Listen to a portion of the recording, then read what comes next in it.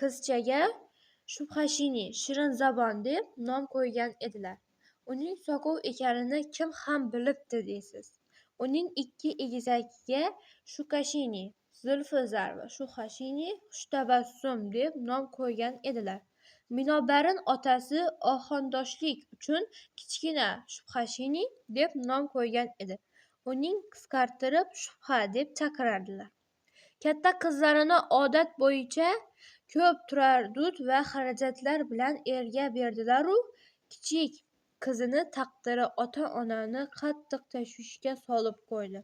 Odamlar gapirolmagan kimsa his-tuyg'u ham bo'lmaydi, deb Shubhani taqdiri haqida tashvishlanib, uning o'z oldida ro'y-rost so'zlayveradilar. Qizcha dunyoga kelishi oilada boshiga yog'gan la'nat bo'lganini bolaligidanoq sezgan edi. Shuning uchun odamlarning o'zini chetga olib, doim yolg'izlikka intilar edi. Hamma uni birdan esidan chiqarib qo'ya qolsa, unga ancha yengil bo'lardi chog'i. Biroq o'z munosabatini kim ham esdan chiqara oladi? Ota-onasi shu haqida o'ylagan.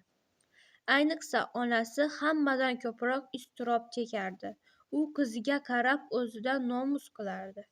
Qiz degani onaga o'g'il boladan ko'ra hamisha yaqinroq bo'ladi-da. Qiz bola ona vujudining bir qismi. Unga har qanday nuqson onani nomusiga qo'yadi. Otasi Baniha hamma qizlardan ham Shubhashinini yaxshi ko'rar. Onasi esa aksincha unga uncha ro'yxush bermasdi.